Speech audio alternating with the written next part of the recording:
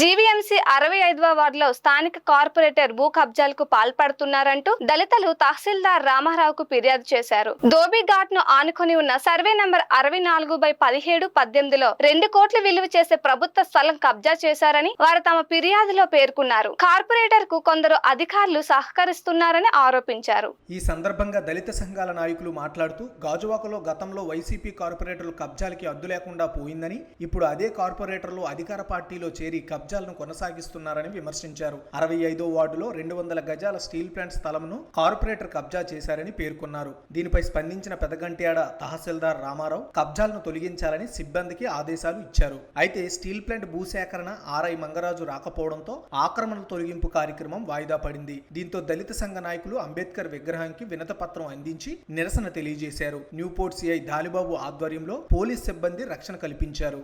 65వ ward corporator cable మూర్తి వాళ్ళ బాంబర్కి contractor Naidu గారు గతంలో ఎస్సీలకి భూములు కేటాయించారు.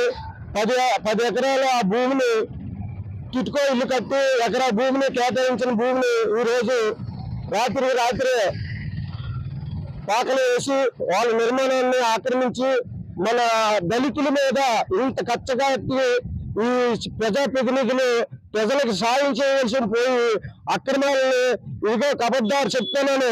ఈ రోజు దళితుల సమావేశం ఏర్పాటు చేసి ఈ రాష్ట్రం ఈ జిల్లా మొత్తం దళిత నాయకులందరూ ఈ ప్రాంతానికి వచ్చేటట్టు ఇది నిర్ణయం తీసుకుంటాం. సాయంత్రం అన్ని సంఘాలను పిలిపించి ఒక ఏకతాటిగా తీసుకొచ్చి ఇది ఉద్యమ రూపంగా ఇది నేను ముందుకు తీసుకెళ్తానని